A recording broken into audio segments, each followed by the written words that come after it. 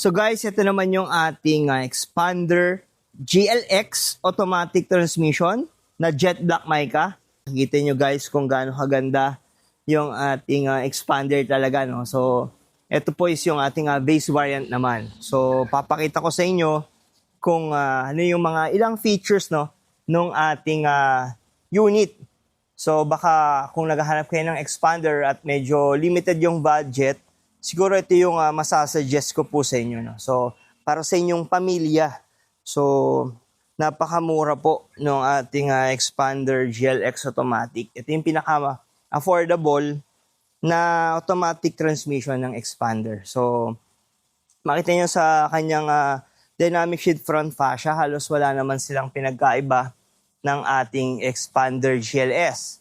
So, meron na rin naman siyang daytime running light, headlight at yung ating fog lamps. Pero yun lang, ang mga pinagkaiba nila dito sa kanyang harap is hindi pa po naka-LED, no? Yung ating ilaw. So, naka-halogen lang siya. Pero ang kagandahan nga yan guys is mas mura yung maintenance, no? Pag halogen. Then, pagdating naman dito sa ating fog lamps is, naka-halogen din yung ating fog lamps. So, mas mura siya sa maintenance, no? Pagdating sa maintenance ng ating unit. So, same din, meron tayong radiator grill dyan. So, malalaki pa rin yung butas, kaya hindi mahihirapan ng ating engine, no, sa pag-perform. So, meron din tayong diffuser, yan, na merong air dam din.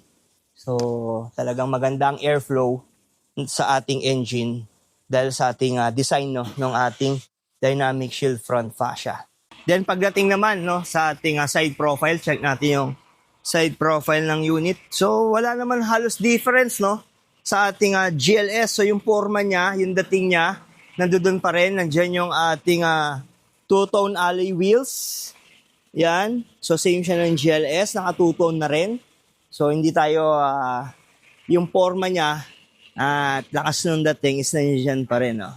Dahil hindi nyo masasabing na tinipid, no, pagdating sa design, no. So nandiyan naman yung ating side mirror na body color din, no. So jet black mica siya.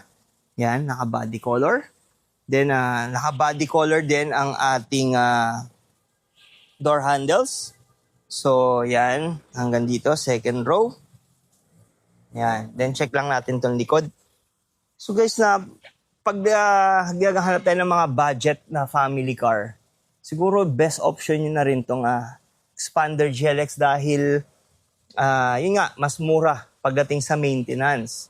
So, same lang din naman sila ng engine at yun, pagdating sa consumption, same din, na matipid. Then meron tayong third brake light, built-in spoiler. So, yan. Then meron tayong third brake light na talaga naman nakakatulong to, no?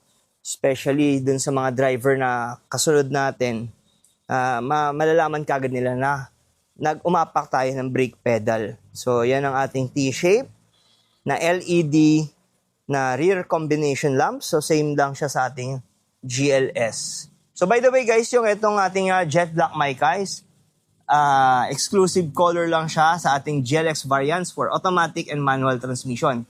So, wala po kayong makikitang jet black mica na sa Expander GLS and Expander Cross. So yan, then check lang natin tong interior guys. So pagdating sa interior, yan ang ating interior or side door trim ng ating Expander GLX automatic transmission, black with silver accent. So mas simple lang siya. Yan ang ating meron siyang silver accent dyan. Then dito makikita nyo yung ating controls for side mirrors and central door lock, and yung pag-lock din ng side mirrors nandito dito, no? So, yan. So, dito naman sa ating dashboard, makikita nyo yung difference ng ating GLX and GLS. So, naka-black na steering wheel tayo, all black, urethane steering wheel, pero pag hinawakan nyo guys, napakalambot, no, ng ating steering wheel. Then, nandiyan. So kahit na tayo ay naka-base variant, meron pa ring cruise control yung ating unit. So pagdating sa highway, mas relaxing ang drive pag gumamit tayo ng cruise control. So sa mga may expander po dyan, huwag po kayo matakot na gumamit ng cruise control para mas relaxing po ang inyong pagmamaneho. So tandaan nyo lang guys, para magamit po or ma-activate ang ating cruise control is need natin ng at least 40 kilometers per hour na takbo. So 40 kilometers pataas, no? So usually no, ang takbo naman natin dyan is 80, 70, yan. Pag pipindutin lang natin to, then may lalabas po na icon doon sa ating meter cluster na same ng nandito po. Yan parang orasan. Then pag nakita nyo na yung icon sa dashboard, tumakbo lang tayo ng desired speed like mga 60, 70 kilometers, depende po sa preference nyo. Pag okay na tayo sa ganong speed, toggle down lang guys to set. Then tanggal ng paa sa gas, dire-diretso na siya guys, na i-maintain nyo na yung preferred speed natin. Then once na umapak lang tayo ng preno, yun, ma-disengage na yung ating cruise control. Then pagdating dito guys, nandiyan yung adjustment ng side mirrors. So hindi na natin kailangan ibaba yung ating mga bintana para lang ma-adjust yung ating side mirrors. So pinutin nyo lang to, adjust nyo yung side mirrors ng left. Then pagdating naman sa kanan, lagay nyo lang sa R, then i-adjust nyo na rin. So depende sa preference po ni driver. Dahil rin sa mga kagandahan, no, meron tayong lock dito para sa ating adjustment ng steering wheel. Pwedeng tilt or telescopic, no? Yung ating steering wheel depende sa preference din ni driver. Then pagdating naman dito sa ating meter cluster, yan, combination of analog and digital. So dito naman sa kanyang center console, makita niyo yung ating 7-inch na SDA or smartphone link display audio. Nandito naman yung ating aircon vents, and at the same time nandito yung ating controls para sa ating air condition. Then pagdating dun sa may bandang loob, makita niyo yung ating charging ports. Meron tayong 12-volt socket and charging port ng type A. So check lang natin. So yun, meron tayong type A na charging port dyan. Then meron tayong storage or packet dito.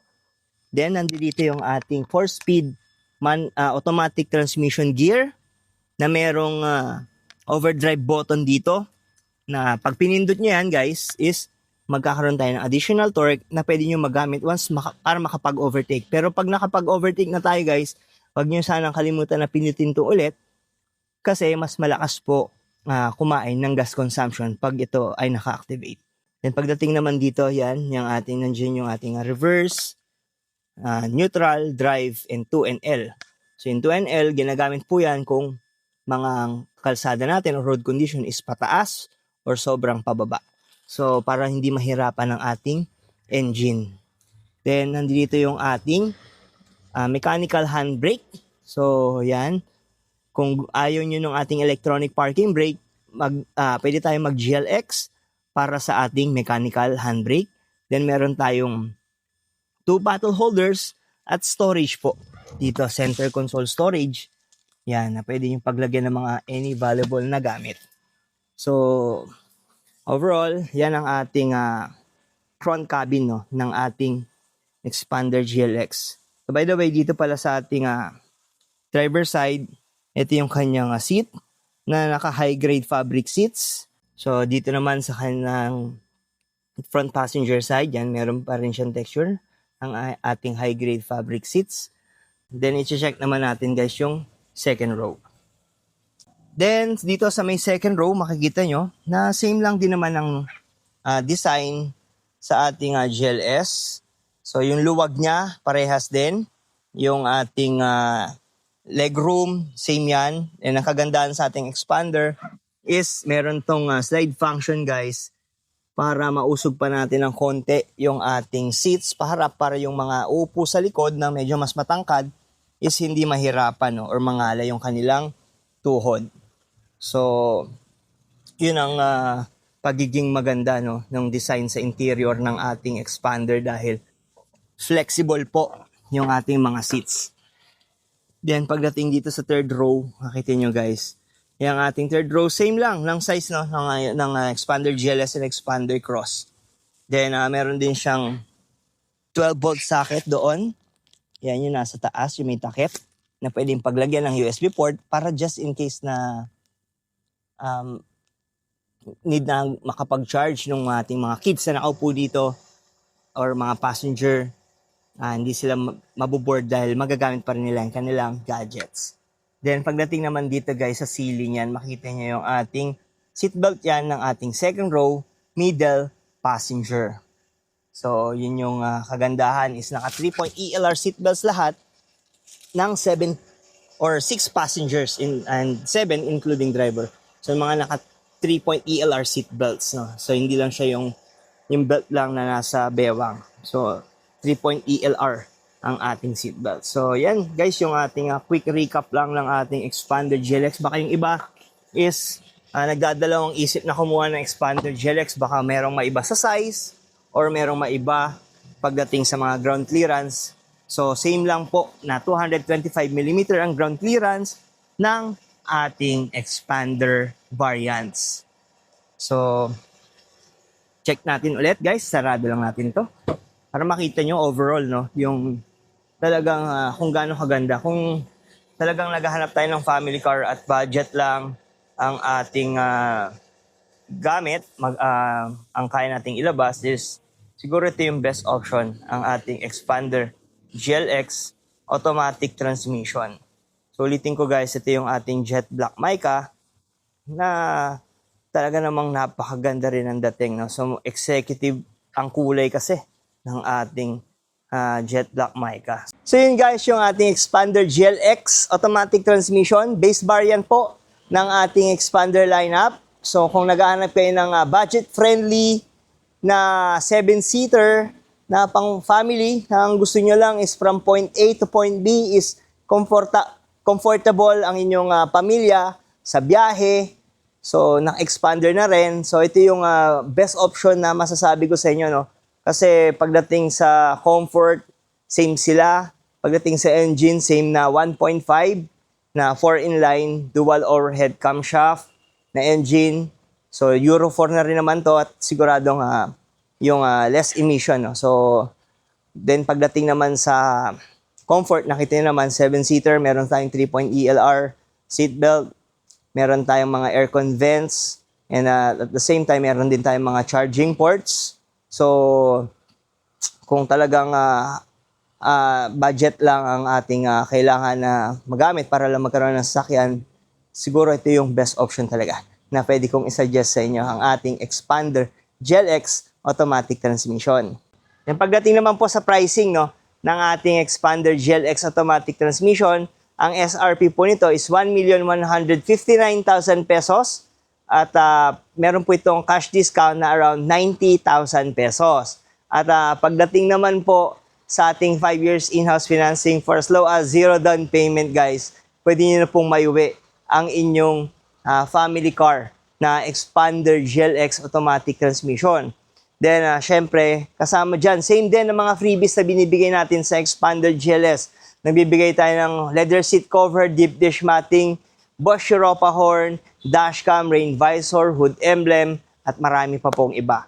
So, magpapatunay dyan yung mga videos ng mga releases natin na sa mga past clients natin, no, na napakarami nating freebies na ibinibigay. So, kung kayo ay kukuha ng sasakyan at syempre gusto niyo magkaroon din kahit papano ng mga bonus like mga freebies, siguro yun po ang masasuggest ko sa inyo. No? Yung ang mag-avail po ng unit sa akin kasi napakarami nating freebies na ibinibigay. Pag inuwi nyo guys yung inyong sasakyan, is kompleto na. So, hindi na kayo magsasayang ng oras para magpakabit ng ganito, ng ganyan, para lang at least mapormahan natin ang ating unit. So, once na maiuwi yung inyong unit, kompleto na, formado na. Ako na pong bahala, no, pagdating sa pormahan ng inyong sasakyan. Pagagandahin natin yan, interior and exterior. So, sa mga interested po na kumuha ng kanilang unit, maaari nyo po ako makontak sa aking number na 095605533025. Naka-Viber ready na rin po yan. And para sa Facebook Messenger, hanapin nyo lang po yung pangalan ko na John Cachola. At or pwede nyo pong i-check yung description po no nung video na to. Meron po diyan na link sa baba na pwede nyo pong i-click at message nyo na po ako personally. So, sa inyo, ano ba ang masasabi nyo sa ating Expander GLX automatic transmission? Sulit ba siya compare sa ating mga mas higher variant like GLS and Expander Cross? Or mas prefer nyo pa rin ang ating Expander GLS or Expander Cross? So pagdating din pala sa ating promo, meron pong free 40,000 worth of gasoline subsidy no ang ating Expander GLX automatic transmission as long as marirelease po natin ang inyong unit on or before June 30, 2026. So kung gusto niyo po ma-avail yung ganyang promo no, kailangan ma-release po natin siya before magkatapusan ng June para at least secured na yung 40,000 worth of gasoline nyo. Kasi malaking bagay yan, guys, no, para isang malaking katipiran para sa regalo ni Mitsubishi Motors Philippines. So, sa mga interested po, kontakin nyo lang po ko no, sa mga contact details ko po na makikita nyo sa inyong screen. And sa mga umabot po pala sa part ng video na to, maraming salamat po no, sa inyong binigay na suporta at panonood. Sa mga hindi pa po pala nakapag-subscribe sa ating channel, huwag niyo po sana kalimutan na mag-subscribe dahil tuloy-tuloy po tayo nagbibigay ng mga updates regarding sa mga promo, discounts at freebies na binibigay po natin sa ating mga clients. So hanggang sa muli, maraming salamat po at magkita-kita po ulit tayo sa susunod ko po na video. Maraming salamat po.